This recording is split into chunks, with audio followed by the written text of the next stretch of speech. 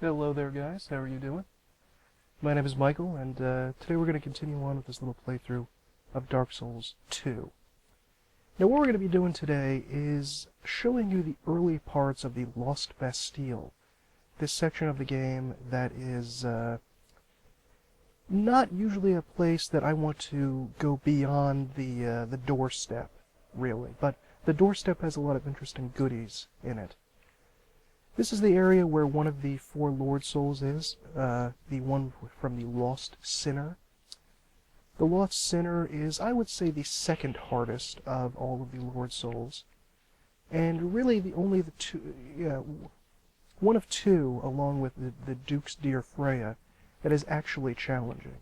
Here we have another one of these poor forlorn fellows that we are going to murder. This one has a spear, however, and is much less of a joke than the other one, and he could very well kill me. Come on.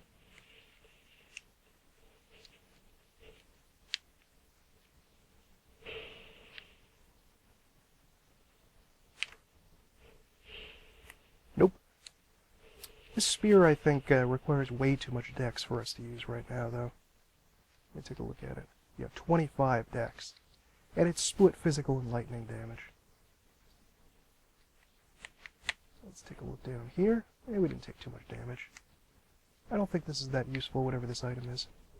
But we're coming down here because we can get a very useful Estus Flash shard, I think, and a large Titanite shard. However, these rotten dogs. I think this is the first time we've come across dog enemies in Dark Souls 2, and they are a real treat compared to the dog enemies in Demon Souls. Those dog enemies were nightmares, straight up. They were horrifying. They were no joke, and they could get you killed. These, though, are not so bad. The ones in Demon Souls were very, very fast, they could rip into you, and they were very dangerous. This guy, I call him a mummy. I'm not exactly sure what this guy is doing here. He looks sort of like a mummy. And he has a very strange-looking weapon. It doesn't even really look like a weapon to me. It looks just sort of, I think that you can actually get that weapon as a very rare drop, and it says it's sort of like a makeshift item that is not very good as a weapon. I think it says that. Let's take a look in here.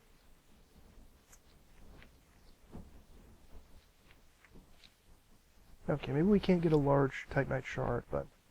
Is this an Estus Flash shard? Oh, it's both. Okay, it's both in there.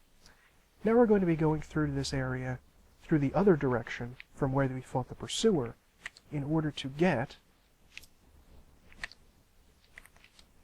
Excuse me. Up there. Do not pull this. There's really no need to. If you're going to go to either section, just go to that appropriate bonfire. That's where you really want to go. You don't want to get everything connected up. And if you see in there, there is a bonfire. And we will be trying to access that when we get to the other area. And I think I'm going to use the Homeward Bound. But wait, hold on. First I'm going to show you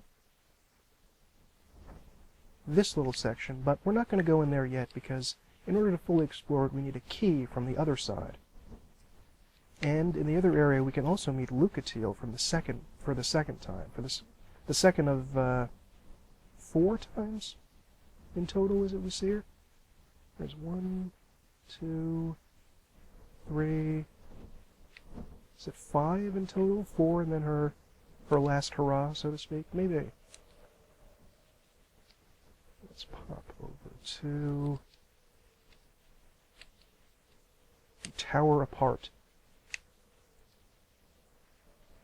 In that area that we need the key to get to from this area, we also need a Pharaoh's Lockstone to fully explore all the stuff in there. So I don't think I'm going to be exploring that place fully, but I'll think about it. More of the mummy guys. Lucatiel's right through that door. And those barrels are exploding barrels, so be careful with fire weapons near them. I know I wasn't. Also, I forgot to mention this, you can actually set off fire barrels with the sparks of your weapon connecting to the side of a building. Although I think that because this is a wooden weapon, it's not going to do it, but a metal weapon very well can. When I first came to this game, I came from the other direction, and because I hadn't fought the Pursuer yet, I had completely forgotten about him. Because I was spending hours and hours in other areas, I had no idea how to open this door for a very, very long time. Let's take a look at Lucatiel here and see what she has to say.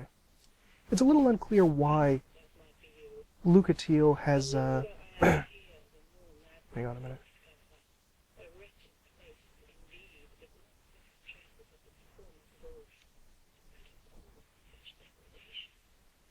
It's a little unclear why Lucatiel came here. We learn from the start, from her first dialogue, that she says, well, I think I can see, is that blonde hair back there, or is that part of the mask? I don't know. It's probably her hair. That Lucatiel came here to claim her share of souls. That's a pretty badass thing to do, but later on in her final, our final discussions with her, we learn that maybe there might be some other reasons for her coming here that don't have much to do with simply seizing as many souls for her own power as she possibly can. Eyes look very weird on that helmet. Very strange.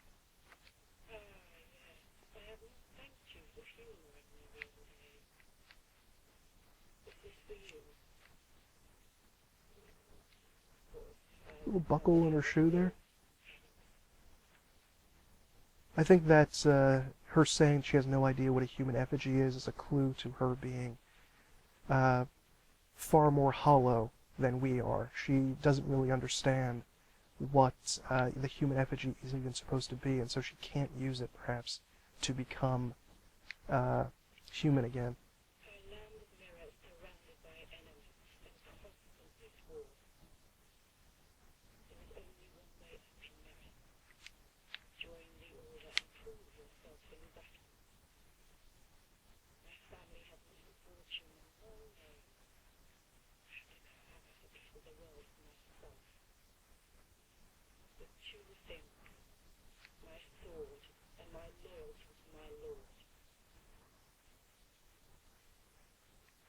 So that's pretty badass. Another thing we're going to learn as we know more about the surrounding areas to Dreng Lake, like Mira and Ferosa, is that all of them fell to sort of pointless bickering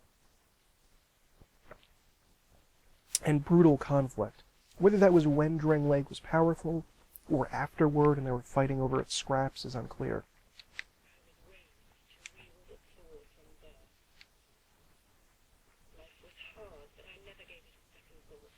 Silly nose on that thing.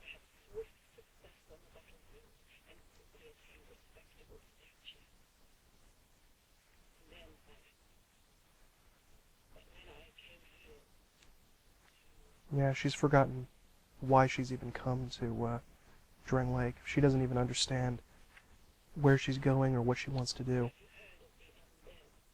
Yes, Lucatiel.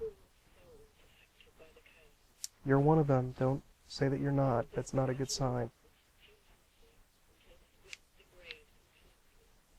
Her wits, unfortunately, are beginning to degrade.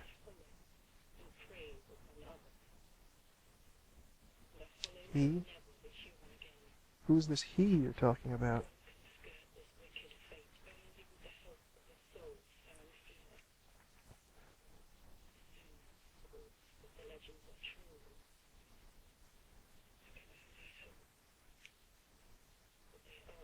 Well, and this is where we finally get to see Lucatiel's face. You're still beautiful to me, baby. Don't you worry.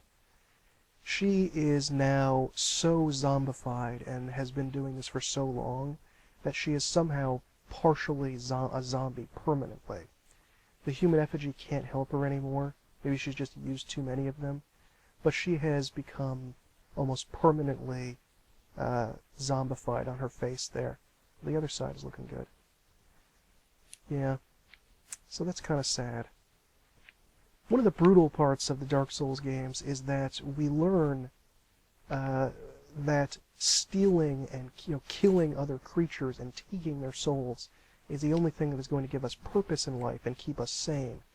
And so you have to make a choice about whether you want to corrupt yourself with violence and steal the souls of others in order to stay sane, or go crazy and become one of the creatures that's fed upon by others. They'll become predator or prey.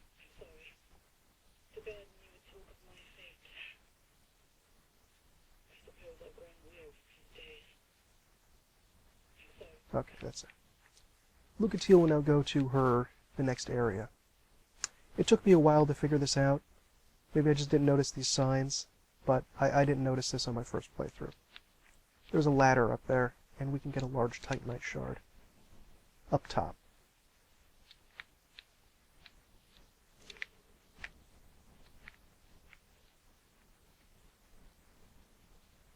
And we got another mummy guy. It's really just dangerous, this area, because you can fall off easily if you're not careful with your rolls. Over here is actually the doors to a boss. Not the Lost Sinner, but a sort of a midway boss between the start of the level and the Lost Sinner. One of the great things about the Great Club is that you can smash enemies onto the ground with it. Only a few weapons in the game can do that, and it is incredibly useful. Let's check in there. That is an exploding barrel next to this dog. Be careful, just in case.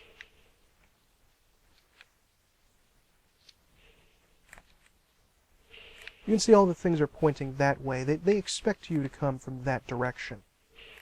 And if you come from this direction, it's kind of a joke, but if you come from the other way, things can get serious pretty quickly. What you want to do to this guy is aggro him, this mummy guy, at range.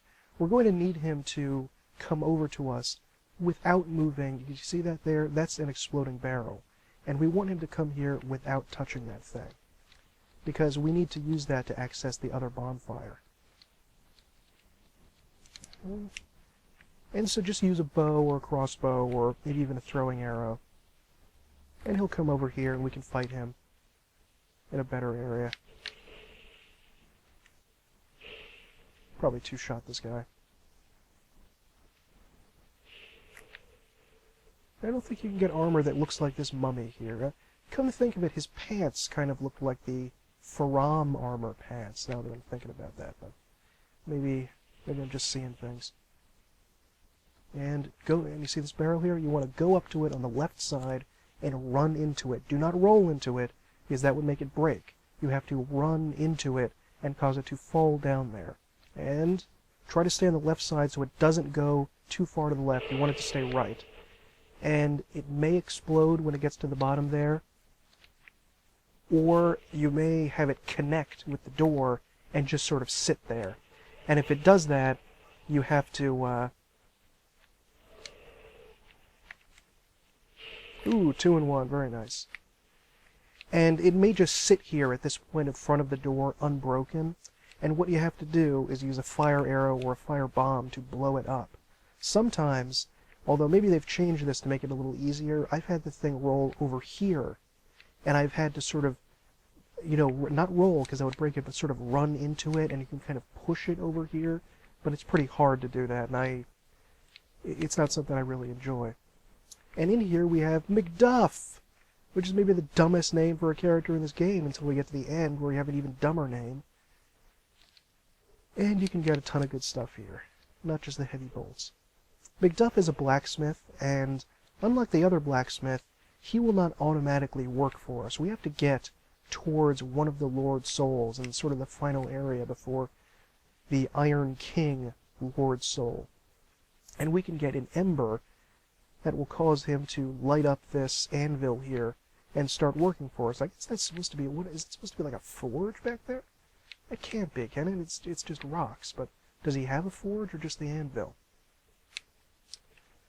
And we can get some good upgrade items here. I almost always come here at this point of the game just to grab some extra upgrade items, and because it's pretty easy to get down here. McDuff is the only blacksmith in the game that will infuse weapons for you. That means he will add an elemental attack, such as magic, fire, dark, poison, whatever it is to the weapon, as long as you have the proper upgrade stone, such as the fire stone or bolt stone, which is for lightning. You can buy bolt stones, by the way, from Targray in the Cathedral of Blue. I forgot to mention that. Unfortunately, he is pretty crazy. He's obsessed with fire, and so he just hangs around by this this candle here. I never noticed this before, but those are two shields you can get in the game back there. The wooden shield and the pizza shield. I didn't notice that before. They're sitting back there. I wonder if these weapons are ones you can get. Maybe they... He's pretty crazy, although he becomes normal once you come back here with the Ember. Yeah, he's totally crazy at this point. He looks a little bit like a dwarf.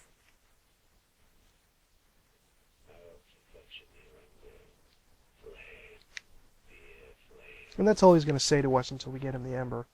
If you come over here, though, and light your torch on this bonfire, you can go over here and light this thing. And because it's fire, it's, you know, this incredible thing, he's going to run over to it when we rest at the bonfire, and we can get to that chest. That chest is not tremendously useful at this point. It contains twinkling titanite and a blacksmith's hammer, which is, you know, I guess it's kind of sort of useful. But first, before we do that, let's pop down over here and get that key I was talking about, so we can explore the rest of the Lost Bastille. You should bring some fire. I should have mentioned this at the beginning, that you should bring some fire arrows or fire bombs, or maybe just that new pyromancy club that you got from the Flexile Sentry. I call that boss, by the way, in the No Man's Warp area, the Beast with Two Backs. That's that's what I like to call him. And there are dogs here on the floor, and exploding barrels, and a crossbow dude. Don't get me started on crossbow dudes and spear guys. They're not. I mean, they're not good people. You don't need to kill this guy, really. But he's a filthy crossbow user, and he deserves to die. So he's probably using a light crossbow. I think there's only one dog left that I hear. Yes, there is.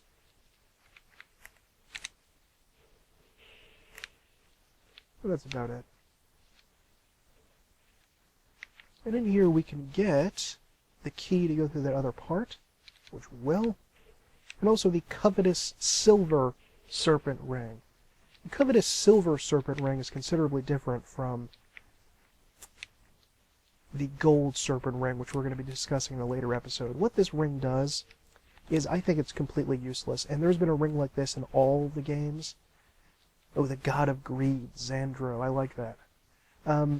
But what this ring does is causes enemies to drop more souls when you kill them.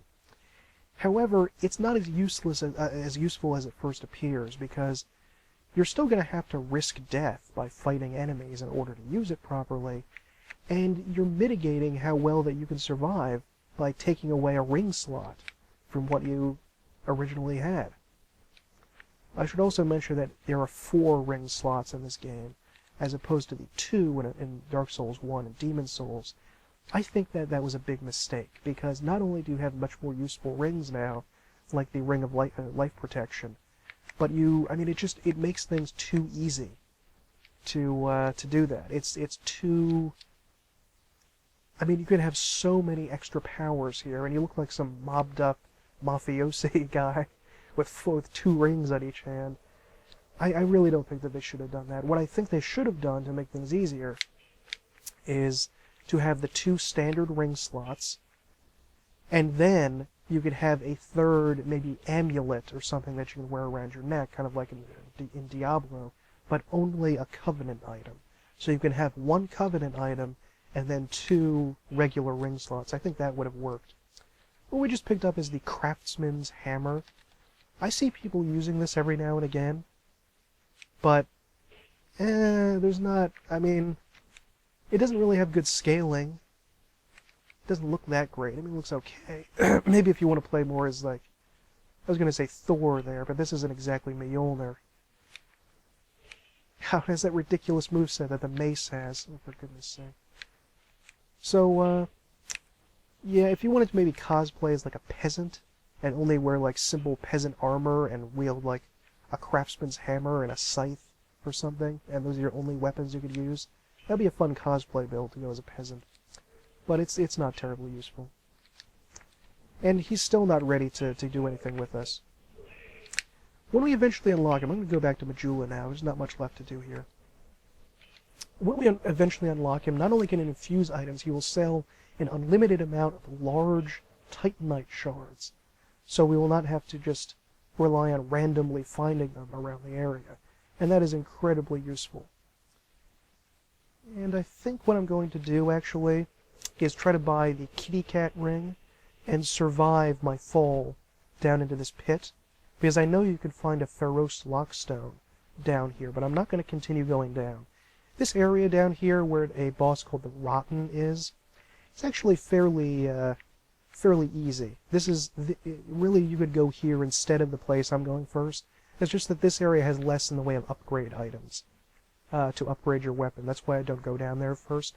But it's equally as easy. The boss is easy. The level can be tricky, but you just have to figure out your way around it. And once you've figured it around, it's a breeze. So let's get the cat ring.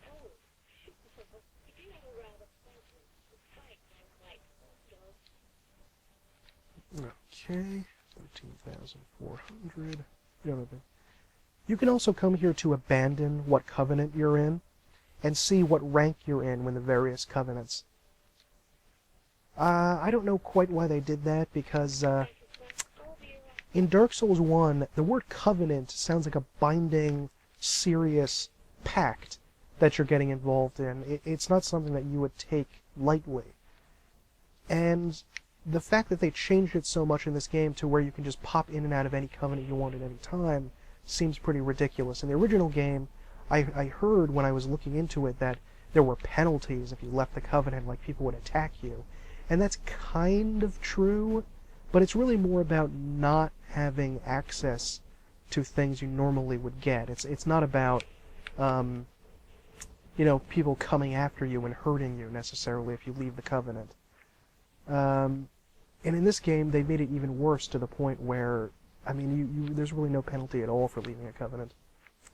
Alright, let's see if I can live. I think I can live with my fairly low vigor at 13, health 1,000. Although I am really going to take a hit when I go down here. I may be only at a tenth of my health if I survive. Yep, I live. Life gem. And this place is only confusing. You just have to practice doing it. That's it. You just have to practice where to go, where to jump, where to move. And you'll eventually figure your way around here to where you know exactly where to go when you come down. And there's the Pharos lockstone we want. And go down here. And we have to make a running jump over there. You can't roll down to that soul item. Let's hope we live! And we did. Now this next area down here is not the area with the Rotten in it. It is an area called, I think, the Grave of Saints. And I'm going to talk more about this area when I talk about the covenants, but this is one of the troll covenants, where you go and intentionally invade players that come in here. They say it looks like a giant rat skull. That actually looks pretty cool, that's the entrance to this place. But we're not going in there right now. I just wanted that item there. Now, in this next area that we're going to be, we're going to encounter some very, very annoying enemies that I wanted to talk about right now, right from the start, and they are the Kamikaze Hollows. The Kamikaze Hollows are the standard zombified hollow enemies, except they will leap towards you, fall down at your feet, and explode. And when they explode like that, I'm going to use this weapon for now.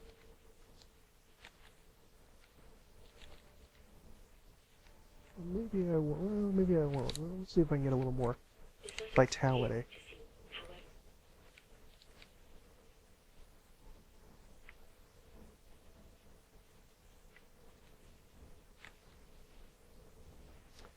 And these Kamikaze Hollows are...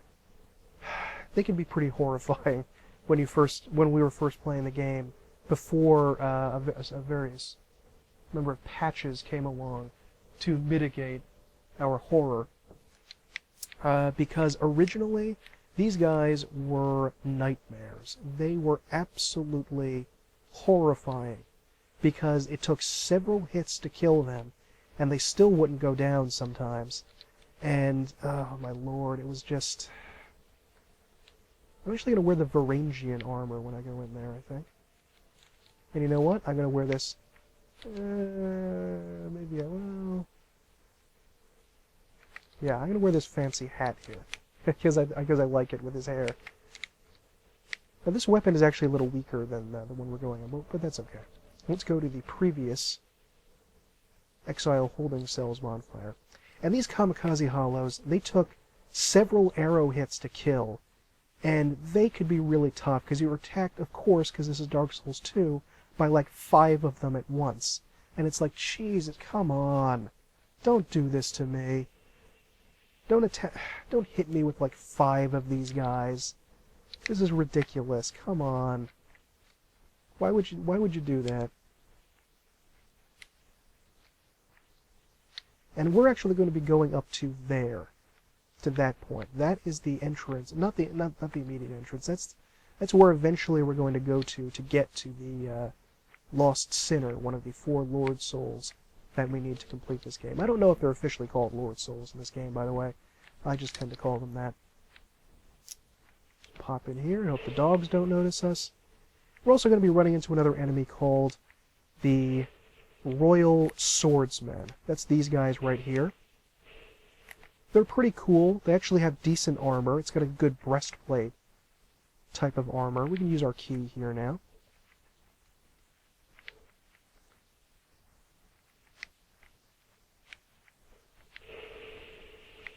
Those were exploding barrels, obviously. I'm a bad guy. And another one. Now, there's a big, big change they made with this weapon in this game. There was a weapon like this in Dark Souls 1, but it wasn't as colossally huge. It wasn't, outrageously big like this one is. It was much smaller, and when you swung it, it really felt like you were swinging a gigantic weapon, because it was really slow, and you had to time your attacks very carefully. This one, though, it is incredibly fast. Look how fast that is. That is ridiculous. It's faster than some of the katanas, it looks like.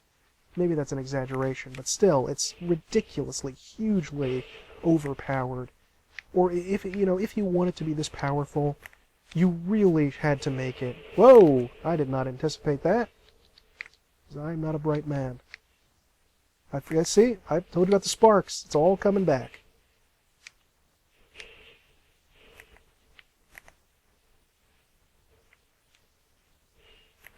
You dick. Life gem. Their armor is actually not bad. And, as I was saying, it is way, way overpowered. This weapon. It's ridiculous how overpowered it is. Normally I wouldn't come this way until I have a Fragrant Branch of Yore to unlock more of those statue people that I showed you at the beginning with Rosabeth of Melentia, or Rosabeth of Melentia, Jesus. Rosabeth of Melfia, I think. These guys can be parried too fairly easily. Oh, I get the leggings, excellent. And, But I'm just going to go in here because of this cool room here with lots of stuff in it.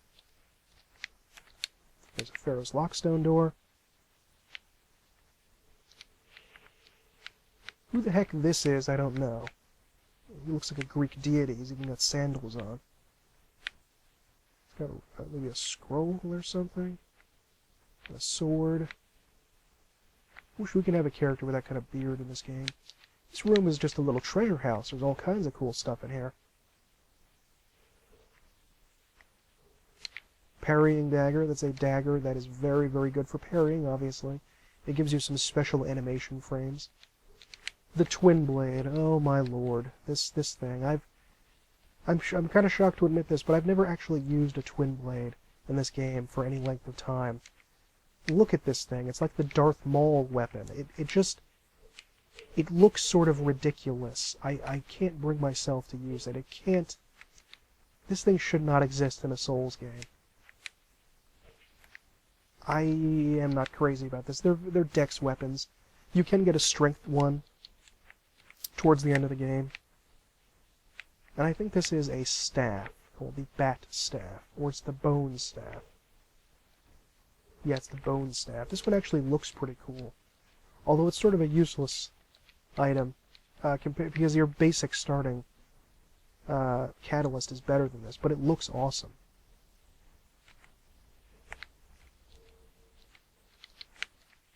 Let's take a look in here.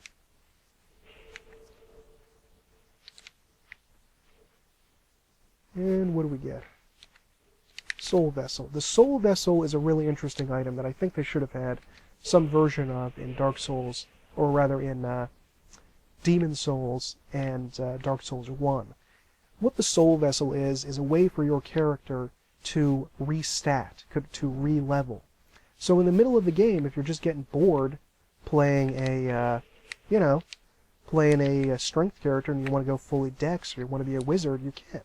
You have to go back to things betwixt with the Soul Vessel, and you surrender one every time you respec.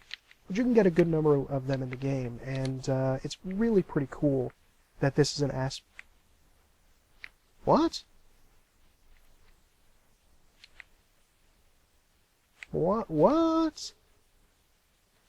What? Are you That was not always there.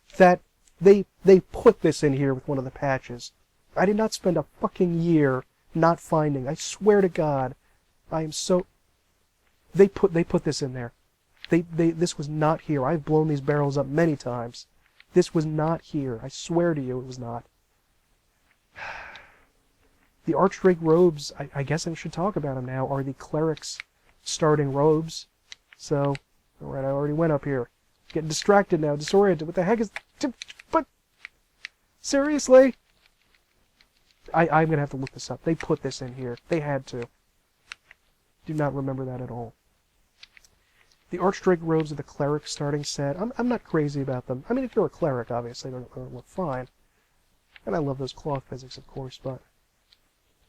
The shield, though, might be much more useful. Indeed it is. This is a pretty cool looking shield for this point in the game. I think you couldn't get this, if I'm not crazy, and that was always there. That couldn't have always been there, though. I can't believe that.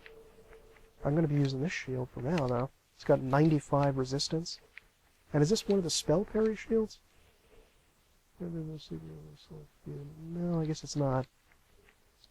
Wilted Dusker. That's a way to restore a lot of spell uses. So if you're a spell user, good on you. Now the Kamikaze hollows in this next room, thank the Lord they changed them. And they changed it so you only have to hit them one time. Only one arrow, even I think an arrow with an unupgraded bow with base stats is not really, is all you need to do for these guys, I think.